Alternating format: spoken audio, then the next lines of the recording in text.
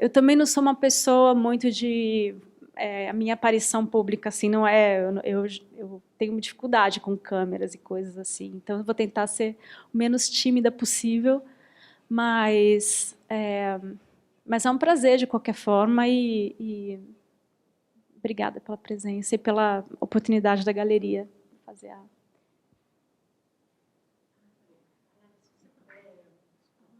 Quer que eu tire? Eu estava com frio. Não, só encostar. Se você puder, mais ou menos, manter esse posicionamento, porque senão vai mudando o plano da câmera. Bom, você vai me fazer perguntas, Isso, né? eu vou te fazer perguntas. É que eu senti que eu tinha te cortado, eu não quis deixar de saber o que você queria começar falando, né? E acho que eu vou inverter um pouco a ordem também das perguntas, porque, bom, você está contando que ontem, né, você teve um chamamento assim para ir para o ABC, e eu vejo que você está com um casaco que é do projeto Ali. Então, eu vou, antes de perguntar de coisas do seu processo de criação artística, eu vou te perguntar de um aspecto que é fundamental também como artista, né, mas, sobretudo, como cidadã, perguntar desse seu lado ativista. Então, eu imaginei te perguntar sobre esse projeto de uma escola livre, que é o projeto Ali, mas, enfim, a gente tem, né, a memória recente daquele trabalho espetacular na Casa do Povo, que também, né, ele está muito relacionado com o momento político. Queria que você comentasse um pouco dessa faceta da sua atuação. Então, Juliana, eu não sou ativista. Eu acho que, por força das circunstâncias, a gente acaba tomando uma posição que eu sempre tentei tomar com o meu trabalho.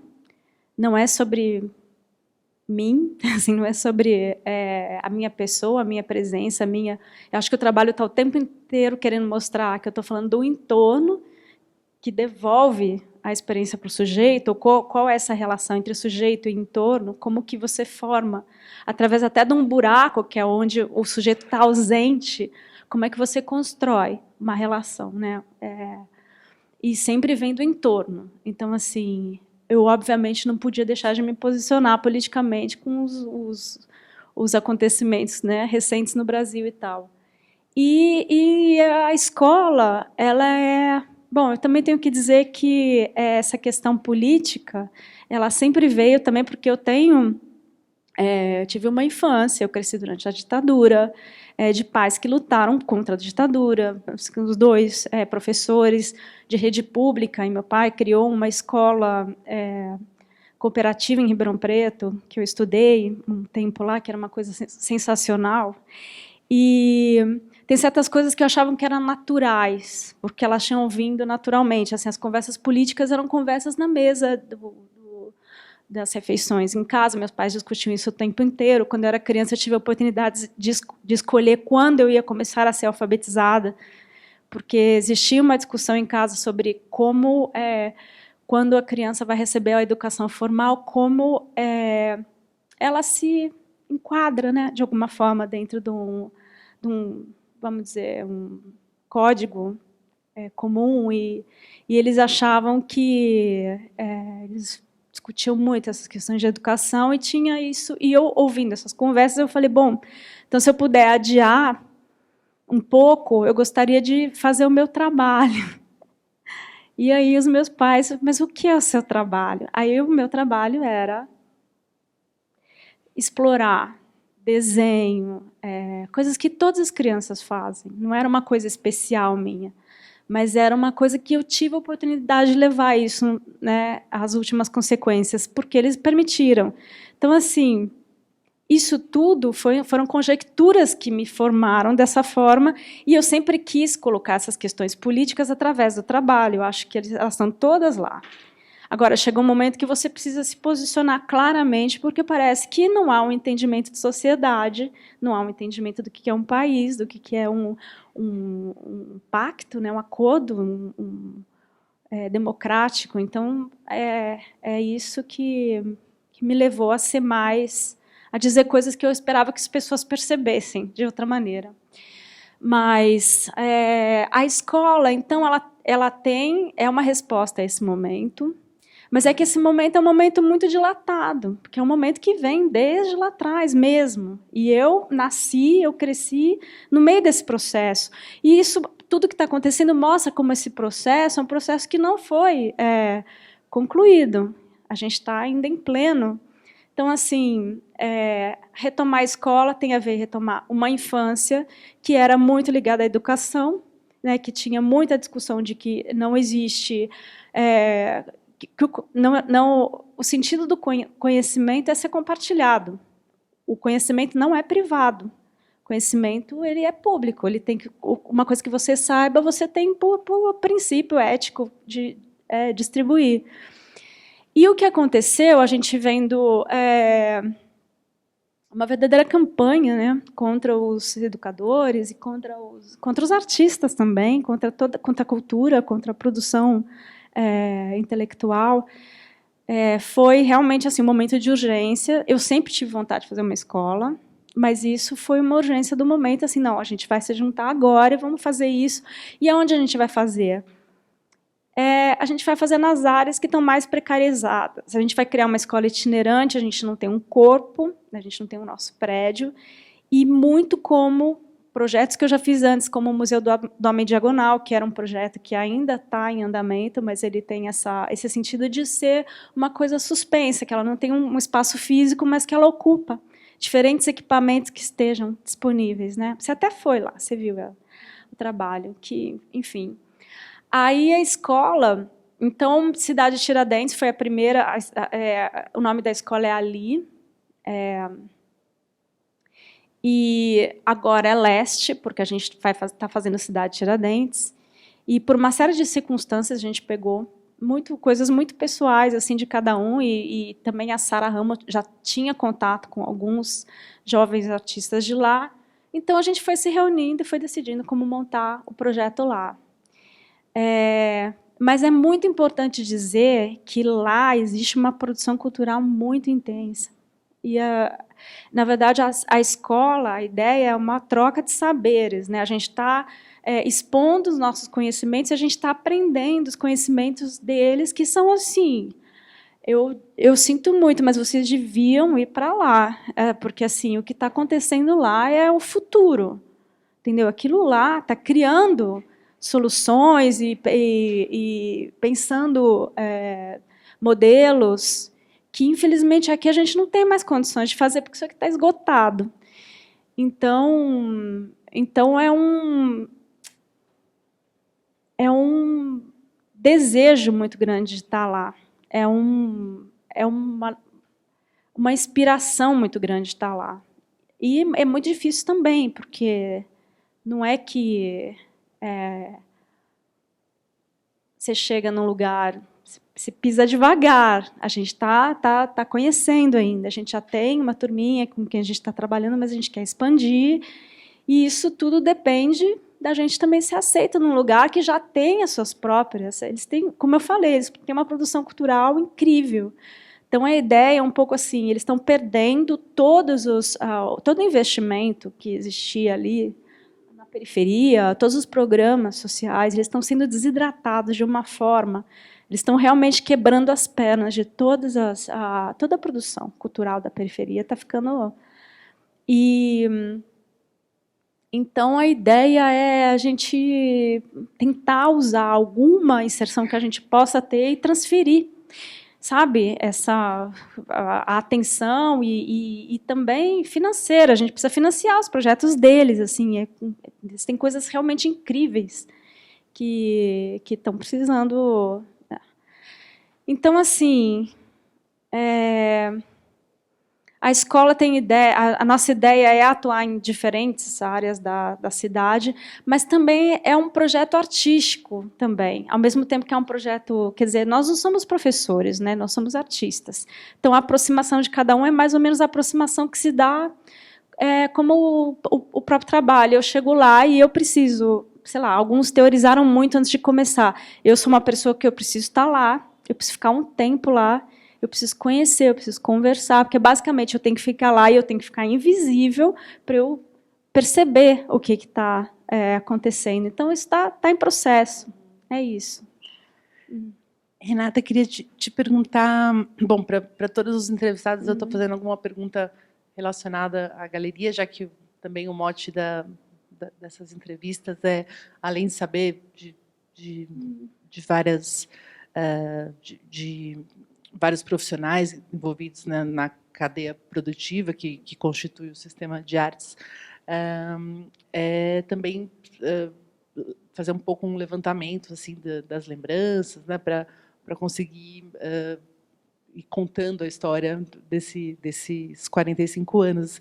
E aí claro que tem a sua exposição entre colchetes lá no edifício novo, que é uma exposição completamente marcante, divisora de águas. Aqui nas entrevistas ela surgiu várias vezes, foi mencionada várias vezes.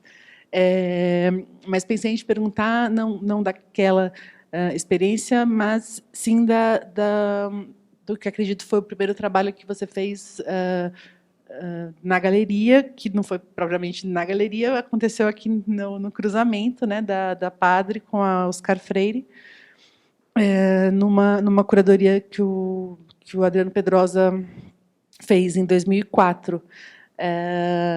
Esse trabalho ele tinha sido originalmente pensado para uma outra situação, numa outra cidade, né? Como é que foi transpor esse pensamento para São Paulo? E você acabou de falar do seu processo que passa muito por estar no lugar e quase que ficar invisível para entender que tipo de atuação, de proposição você pode pensar para aquele lugar, né? Então, você pode contar essa história dos cruzamentos? Não, então, o cruzamento é um trabalho super importante para mim, porque foi o momento em que eu percebi qual era a minha, entendeu? Foi um momento de sintetizar muito um pensamento e uma forma de agir. Foi a primeira vez que eu fiz um trabalho em espaço público. Estou falando do Rio de Janeiro primeiro. E eu lembro que, quando eu visitei o espaço, que é o Castelinho do Flamengo, e eu subi na sala, que era na esquina, onde eu ia fazer, e eu olhei pela janela e falei, não tem nada que eu possa fazer aqui, diante desse cruzamento. Era uma coisa... E sintetizava muito vários pensamentos que ficavam dispersos ali. Tanto de você conseguir juntar uma questão... atuar no espaço público e entrar no tecido da cidade, ir atrás de todas as instâncias que controlam o departamento de trânsito, as áreas públicas, as vias. Isso tudo me tirou muito de uma coisa que eu já não gostava, que era você estar dentro de um circuito, porque, infelizmente, as artes plásticas ficaram restritas, né? No Brasil, principalmente. É um circuito muito pequeno. Se você for ver, uma hora a gente vai ter que sair desse círculo vicioso, entendeu? Desse loop. A gente não tem mais o que queimar, sabe? A gente está vivendo de renda e de muita coisa. Esse eterno, sei lá, parasitando eternamente esse modernismo, ou sabe, reeditando eternamente esses artistas que foram tão importantes, que criaram mesmo uma ruptura, né, no modo de ver, né? A gente precisa ver aquilo como um projeto civilizatório, muito além do que um projeto formal. E aí, como levar isso adiante, né? E ali, naquele momento, eu percebi que eu podia lidar com uma coisa mais ampla do que essa questão, que é a questão restrita aos espaços expositivos, que eu não desprezo, obviamente, mas que, assim, tem mais coisa, né? Então, E aí, quando a gente fez no Rio, foi completamente diferente de quando a gente fez aqui, porque o Rio, ele tem... Bom, primeiro que tudo ali estava voltado para esse cruzamento, porque tudo está voltado para o exterior, a vida acontece na rua, né? As relações se dão totalmente naquela paisagem, né, no exterior, e o Rio é muito voltado para isso. São Paulo, mais não, espaço privado e tal. Mas lá eu consegui fazer um jogo, porque o jogo institucional é sempre o mesmo. Você vai para a Secretaria de Trânsito, para o Departamento de Trânsito, eles vão dizer que eles só vão aprovar se a subprefeitura aprovar. Aí você vai na subprefeitura, ela vai dizer que ela só vai aprovar se ela tiver primeiro o aval do Departamento de Trânsito. E aí, nesse jogo, ninguém aprova nada e você não faz o trabalho. E lá eu consegui fazer um negócio que não funciona depois em São Paulo, que é jogar com os tempos, assim. Um aprovou oralmente, mas ele queria um papel, e o outro também. Aí chegou um ponto que eu falei, gente, a gente precisa montar hoje à noite, fulano já autorizou, só falta você. Ele está emitindo. Então tá, vou emitir. Emitiu, aí eu passei para o outro, entendeu? Foi um jeitinho, vamos dizer, foi uma estratégia, sim, que deu certo. E, no final, todo mundo aprovou e todo mundo e deu tudo super certo, porque eu também tinha ido atrás de engenheiro, de trânsito, a gente calculou tudo direitinho, se o cruzamento lá era de concreto, então, assim, é muito mais estável do que aqui, que é de asfalto. Então, assim, a gente já estava totalmente... Os problemas técnicos estavam todos, assim, mais ou menos resguardados, a gente estava... Então, conseguimos implantar e ficou um bom tempo lá, né? E aqui em São Paulo foi muito diferente, porque o Adriano queria fazer aqui, e aqui já tem a configuração já é diferente. É asfalto, e aqui tem a faixa de pedestre. Lá não tinha ainda. Eles não tinham pintado ainda. E aquilo foi um facilitador, porque quando tem a faixa de pedestre, você não cobre a faixa. Então, aqui já teve um formato diferente, e aqui... a gente estava em época de eleição, quer dizer, eu estou mexendo com jardins, que já é uma área nobre da cidade, todo mundo aqui no entorno era advogado, todo mundo sabia os seus direitos, e que eu não tinha o direito de favelizar aquele lugar, cobrindo então, assim, a reação foi imediata.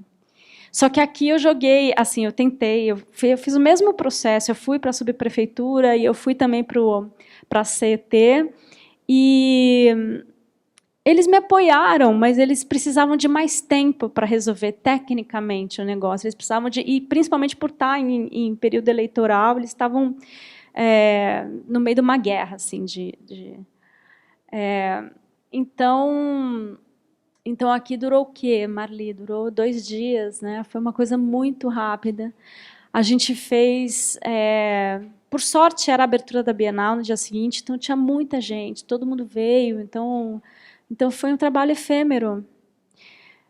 O que não importa também. Eu acho que os trabalhos estão preparados. Você expõe uma coisa em área pública, você está sujeita a reações enfim, aí você percebe a diferença, né, de uma cidade e de outra, um modo de lidar com uma determinada região, uma determinada classe social, uma determinada... Entendeu? Aí você vai desvelando essas camadas que, em geral, você... assim, só que também é muito interessante você ir pelos trâmites burocráticos, porque você também encontra gente fascinante lá no meio. Eu acho que passei por isso em outros projetos e foi incrível. Então... é isso. E, Renata, nosso tempo já estourou, mas eu não posso deixar de te perguntar do projeto que você está desenvolvendo lá em Nova York com o The Art Foundation. Será que você pode contar brevemente, enfim, o que está te movendo aí nessa empreitada? Então, eu nem quero contar muito, porque a gente está trabalhando há 4 anos, mais de 4 anos, e a gente tem que mudar toda hora justamente por causa dessas questões que... né, espaços públicos e regulações. Agora eles estão fazendo a reforma do prédio. Já era para o trabalho ter acontecido antes, mas quando você menos espera, demolem um prédio na sua frente, e aí aquele lugar onde você intervir vira um site de construção gigantesco, e aí na esquina cai outro prédio, vai... Mas, na verdade, o projeto é todo sobre isso, porque aquilo, o que está esculpindo o entorno do dia, né? O que está criando essa especulação permanente. E aí você entra em questões que são até super inspiradoras, assim, air rights, entendeu? Você compra um pedaço do céu do seu vizinho para ele não construir, para você ter o acesso à vista. Então você vai vendo como é que o capitalismo também, a especulação, ele conseguiu construir, assim, instrumentos sim, instrumentos de controle e instrumentos também de fantasia. E o dia é uma situação super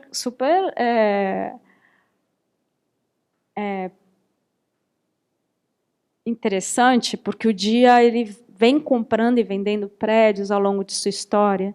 Então, eles também têm esse caráter nômade, em certo sentido, mas eles também têm participam dessa especulação e agora estão praticamente sendo engolidos por ela. Mas é muito longa a conversa sobre o projeto. A gente pode falar sobre isso ano que vem, porque aí a gente vai saber exatamente o que aconteceu.